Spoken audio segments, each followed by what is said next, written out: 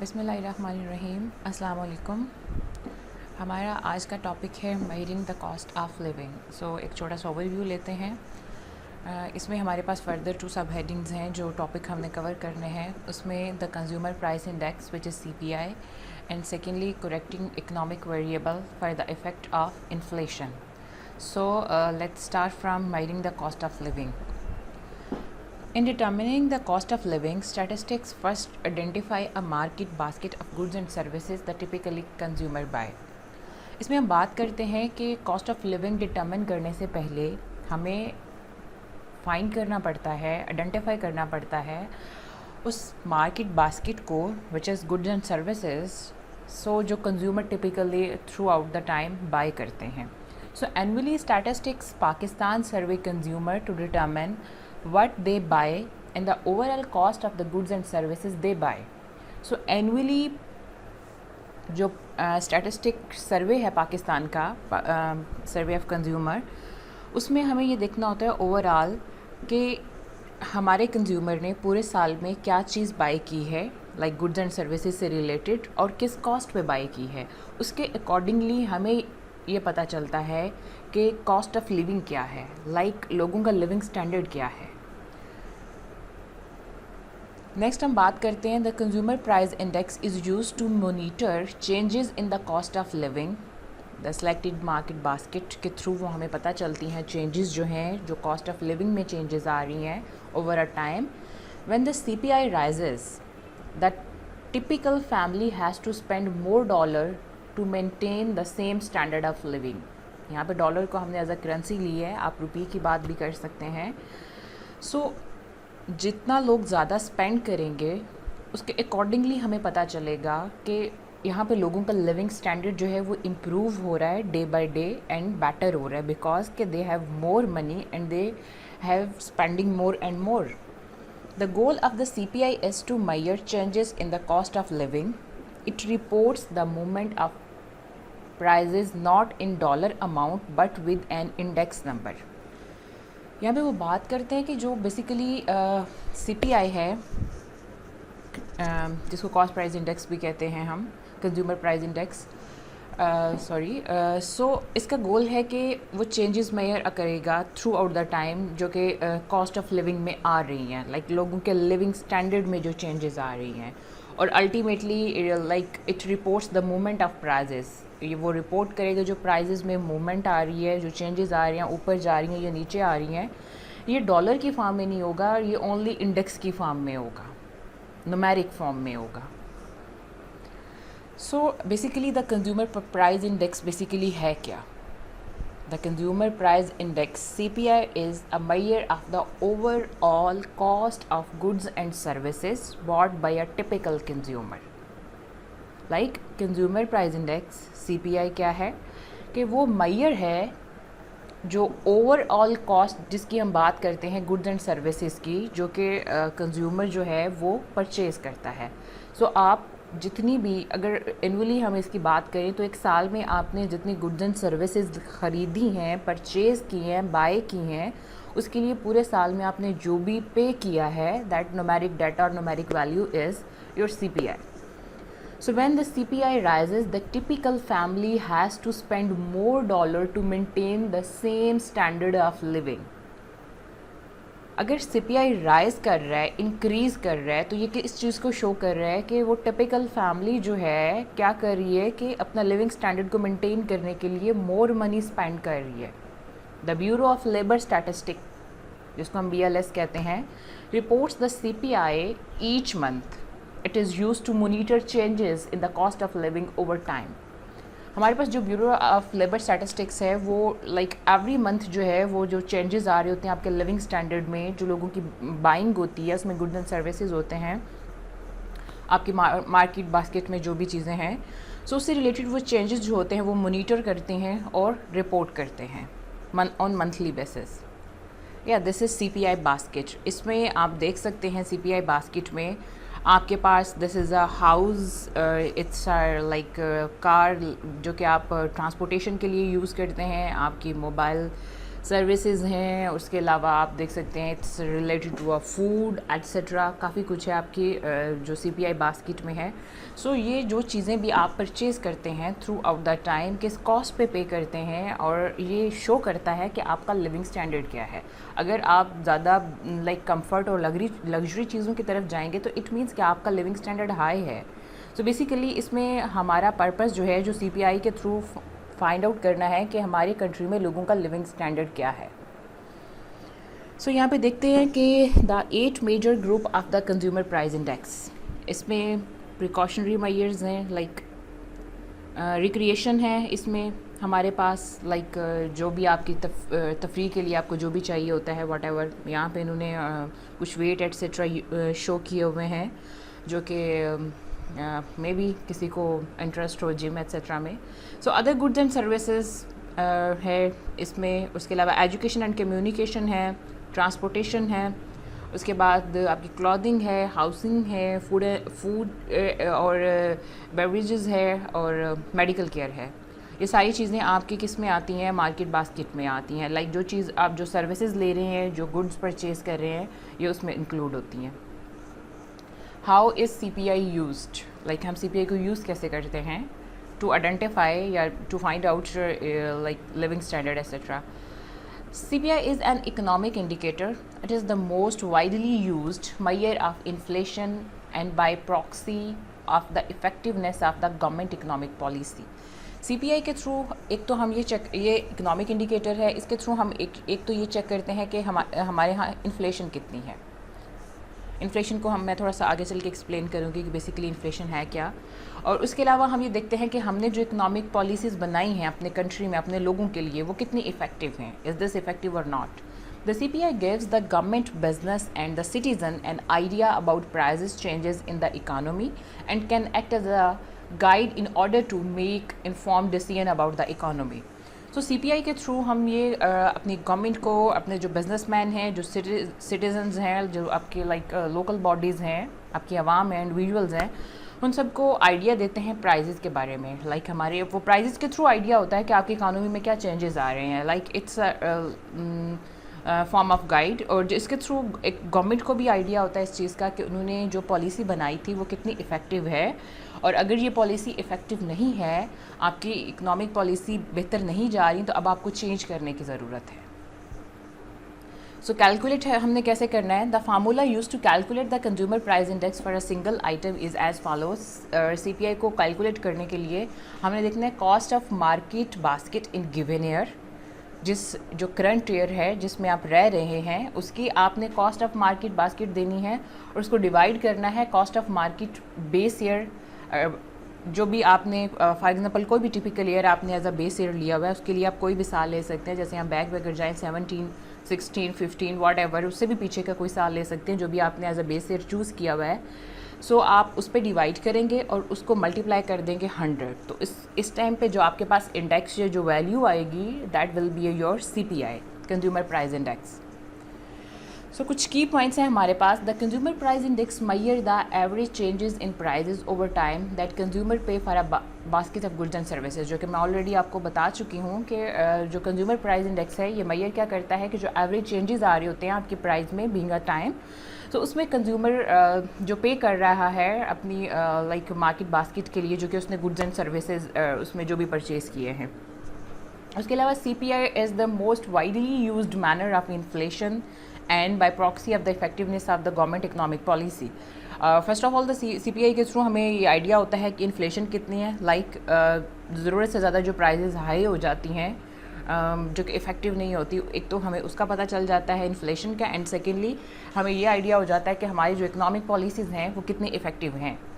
The CPI statistics over professionals, self-employed, poor, unemployed and the retired people in the country, but exclude non-metro or rural population, farm families, armed forces, people serving like in prison and those in mental hospital.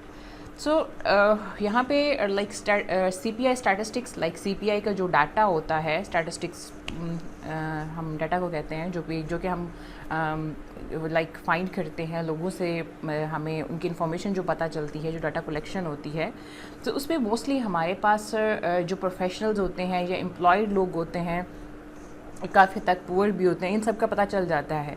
लेकिन जो लोग वो कहते हैं ना मंजर से गायब होते हैं, जो हमें ऐसे लोग जो बिहाइंड द सीन होते हैं, फॉर एग्जांपल कोई हॉस्पिटलाइज है या कोई फोर्सेस में काम कर रहा है जिनसे हम डाटा कलेक्ट नहीं कर सकते, तो वो इग्नोर हो जाता है। इसलिए हमें शायद उसकी उतनी एक्यूरेट वैल्यू का आइडिया हो नहीं पाता। CPIW measure the consumer price index for urban wages earners and the like clerical work, while the CPIU is the consumer price index for urban consumer.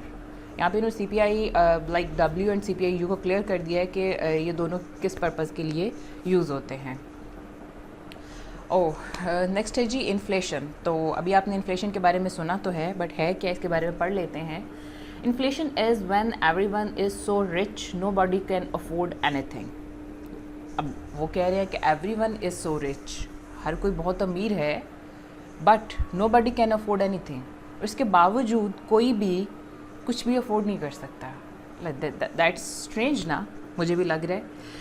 लेकिन एक्चुअली इन्फ्लेशन में prices इतनी high होते हैं कि आपके पास पैसा बहुत होने के बावजूद चीज़ें आपकी परचेजिंग पावर में नहीं आ रही होती, आपकी अफोर्डेबिलिटी में नहीं आ रही होती, वो बहुत महंगी होती हैं। लाइक जैसे इन्फ्लेशन के बारे में हम नॉर्मली कहते हैं too much money chases too few goods, कि आप बहुत सारे पैसे लेके जाते हैं और बहुत कम क्वांटिटी में कोई चीज़ आपको मिलती है, बिकॉज के उस टाइम प्राइजेस बहुत हाई होती हैं। आज के टाइम पीरियड में भी कुछ ऐसा ही है।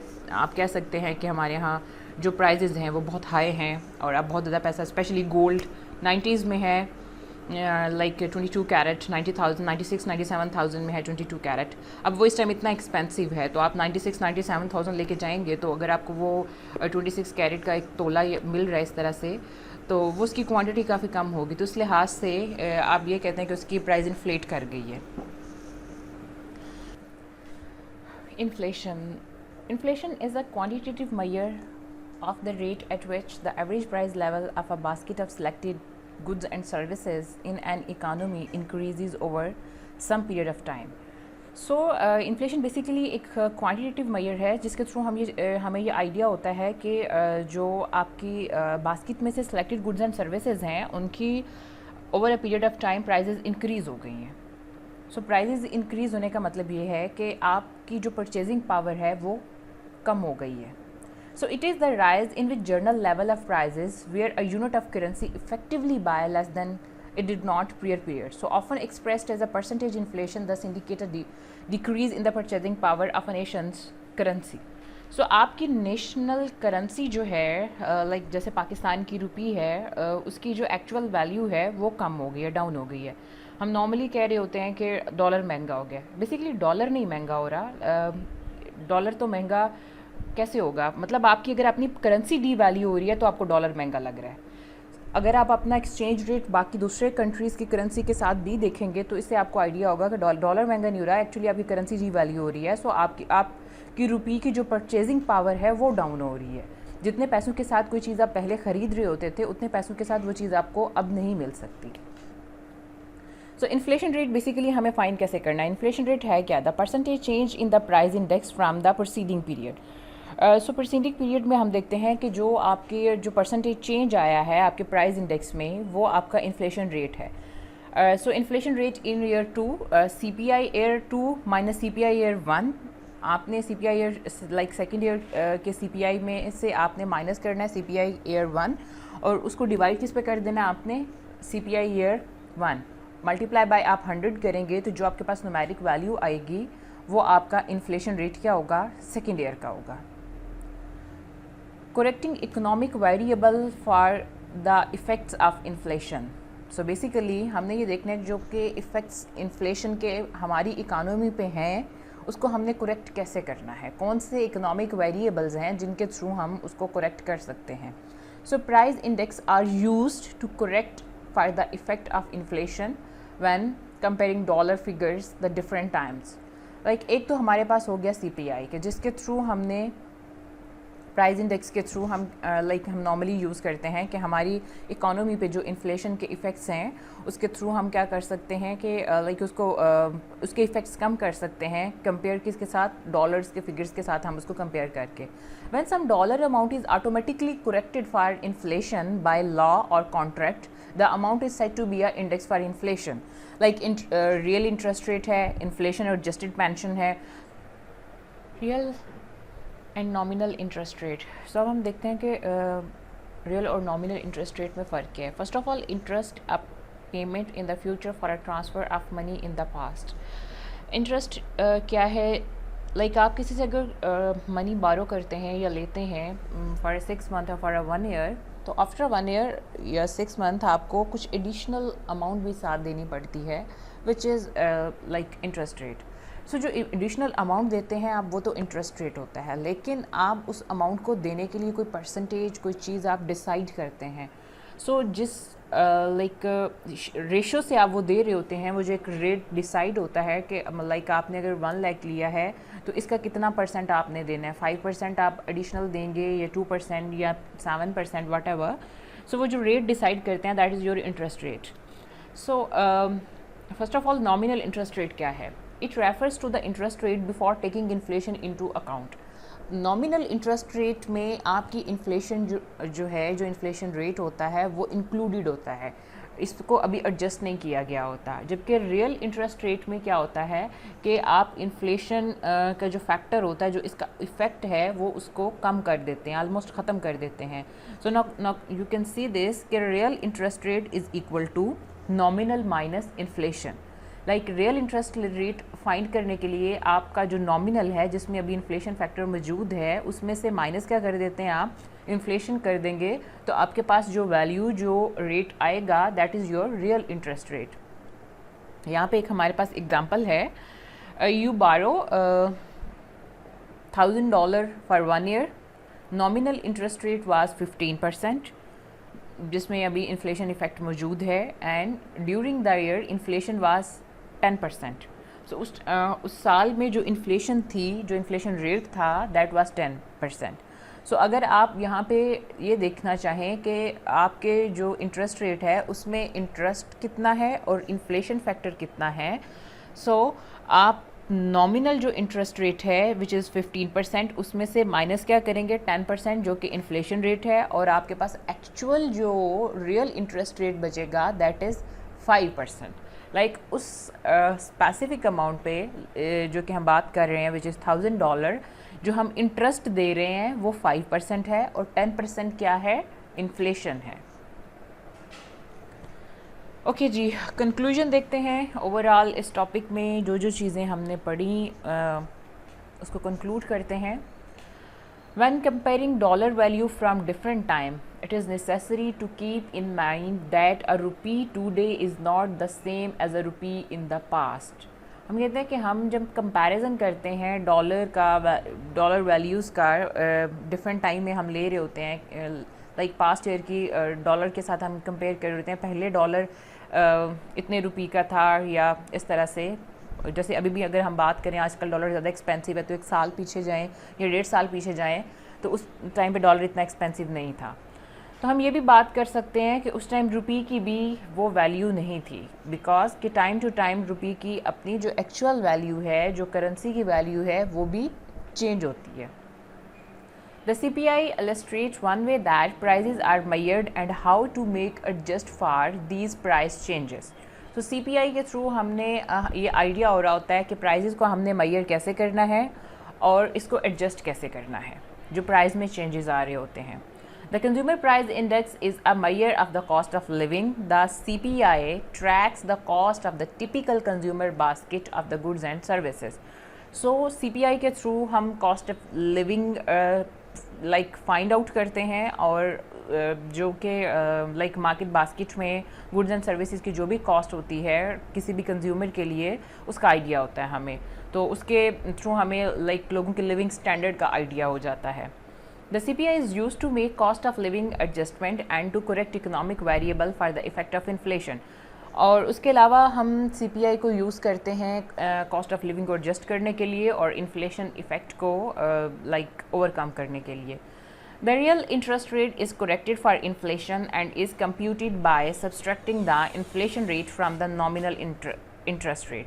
So real interest rate को correct करने के लिए हम nominal interest rate में से inflation rate जो है वो minus कर देते हैं, तो हमें idea होता है कि जो real interest rate है हमारे पास वो क्या इस टाइम पे चल रहा है. वेल जो भी आपकी कोई क्यूरीज़ हैं, जो चीज़ें समझ में नहीं आ रही, काइंडली मुझे मैसेज करें और इंशाल्लाह आई ट्राई कि जितनी जल्दी हो सके मैं ज़ूम मीटिंग अरेंज करूं. और जो भी आपकी क्वेरीज होंगी आप दोनों लेक्चर ध्यान से सुनें और अपने पॉइंट्स जो हैं वो नोट करें, और बल्कि आप मुझे कमेंट करके भी बता सकते हैं, और इंशाल्लाह फिर हम इसको इसी वीक में ज़ूम मीटिंग पे आपके जो भी क्वेरीज होंगी उसको रिजॉल्व करने की, एडजस्ट करने की कोशिश करेंगे. Thank you so much. Have a good day. अल्लाह हाफिज़.